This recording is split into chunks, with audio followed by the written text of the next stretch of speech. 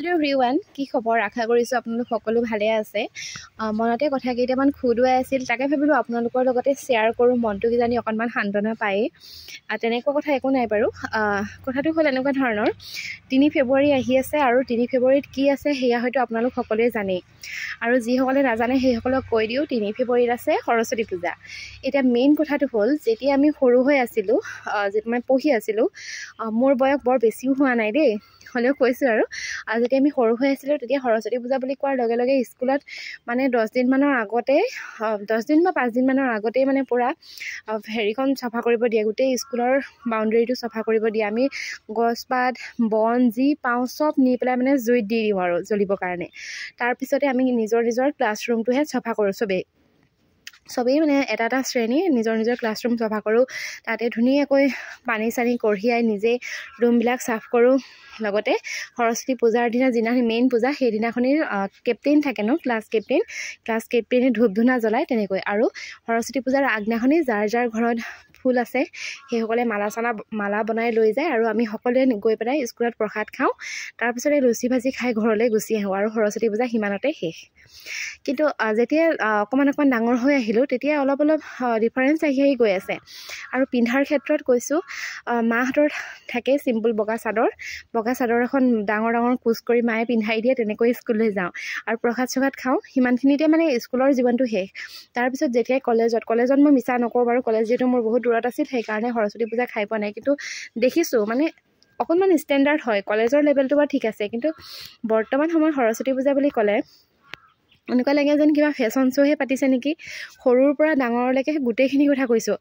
এটা কথা এইকাৰণে কৈছোঁ, কলেজ লেভেলত যিহেতু ল'ৰা ছোৱালী ডাঙৰ হৈ যায়, গতিকে ডাঙৰ ল'ৰা ছোৱালীখিনি অকণমান ষ্টেণ্ডাৰ্ড গ'লেও মানে বা পাটৰ চিট বা অলপ মানে হাই প্ৰফাইল ড্ৰেছ, মানে মেখেলা চাদৰৰ কথা কৈছোঁ, অকণমান হাই প্ৰফাইল পিন্ধি গ'লেও মানে অকণমান ভালেই লাগে আৰু কাৰণ সিহঁতি ডাঙৰ হৈছে। কিন্তু আজিকালি মানে LP স্কুল বা হাই স্কুলত যিটো ড্ৰেছ পিন্ধে, আমি সেইটো লেভেলৰ ড্ৰেছ বা সেইটো লেভেলৰ মেখেলা চাদৰ কিন্তু পিন্ধি নাপালোঁ।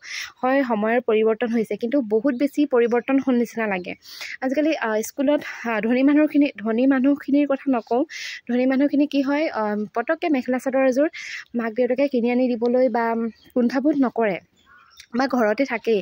কিন্তু এই দুখীয়া ল'ৰা ছোৱালীখিনিয়ে সেই লেভেলৰ মেখেলা চাদৰৰ লগত ফেৰ মাৰিবলৈ যাওঁতে বা সেই মানুহখিনিৰ লগত ফেৰ মাৰিবলৈ যাওঁতে একদম সৰস্বতী পূজা বুলি কোৱাৰ লগে লগে ঘৰত মানে এটা ভাল পৰিৱেশ যিটো সৃষ্টি হ'ব লাগে যে বিদ্যাৰ দেৱী বুলি, কিন্তু তাৰ সলনি মানে অকণমান থোটা মোজা, মানে মোৰ এযোৰ কাপোৰ নাই, মই সেই তাই সেনেকুৱা পিন্ধি যাব, মই এতিয়া এনেকুৱা পিন্ধি যাম নেকি, তেনেকুৱা মানে অশান্তিকৰ পৰিৱেশ এটাহে সৃষ্টি হয়।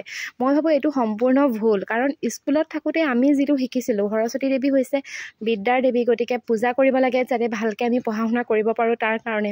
আৰু সৰস্বতী দেৱীক যেতিয়াই দেখোঁ মানে বগা ড্ৰেছ এযোৰত বগা শাৰী এখন পিন্ধি থাকে, মানে অলপ শালীনতা বোধৰ মেখেলা চাদৰে হওক বা যিয়েই নহওক, অলপ শালীনতা বোধ থকা কাপোৰ পিন্ধি গ'লে, অলপ কোমল ৰঙৰ কাপোৰ পিন্ধি গ'লে ভাল লাগে। কিন্তু আজিকালি মানে ফেশ্বন শ্ব'তকৈও মানে অধিক মানে যিটো পৰ্যায়ত মানে মেখেলা চাদৰেই হওক বা যেনেকুৱা একদম ড্ৰেছ এযোৰ পিন্ধি যায় বা গান এটা হ'লেও সৰস্বতী পূজাতে হওক বা যিকোনো পূজাতে যেনেকুৱা এটা গান লগায়, মানে কেতিয়াবা ভাবিবলৈ বাধ্য হওঁ, মানে আমাৰ দিন কি আছিল আৰু এতিয়াৰ দিন কি আছিল। আৰু মই বৰ বেছি ডাঙৰ ছোৱালী নহয় বুলি এইকাৰণেই কৈছোঁ, কাৰণ বেছি দিনৰ ডিফাৰেঞ্চ নাই। আমাৰ মাহঁতৰ পৰ্যায়ৰ লগত যদি এতিয়া মিলাওঁ বা আমাৰ দেউতাৰহঁতৰ দিনৰ লগত যদি এতিয়াৰ দিনৰ মিলাওঁ, তেনেহ'লে অকণমান ক'ব পাৰি যে আগৰ দিনত ইমান কাপোৰ নাছিল বা আগৰ দিনত ইমান বেছি পৰিৱৰ্তন হোৱা নাছিল বা ইমান বেছি ষ্টেণ্ডাৰ্ড মেইনটেইন কৰা মানুহো নাছিল বা সেই পৰ্যায়ত মানে সেই বস্তুবোৰ ওলোৱা নাছিল। তেতিয়া এই পৰ্যায়টোৰ লগত মিলি যায়। কিন্তু বেছি দিনৰ ছোৱালী নহয় বুলি এইকাৰণেই বাৰে কৈছোঁ যে সেই দিনটোৰ লগত আজিৰ দিনটো কিন্তু বহুত বেছিয়েই পৰিৱৰ্তন হ'ল। আজিকালি ল'ৰা ছোৱালীয়ে সৰস্বতী পূজাৰ দিনাখনিও স্কুলত মাহ প্ৰসাদ কেইটামান খাবলৈ হয়তো সময় নাথাকে।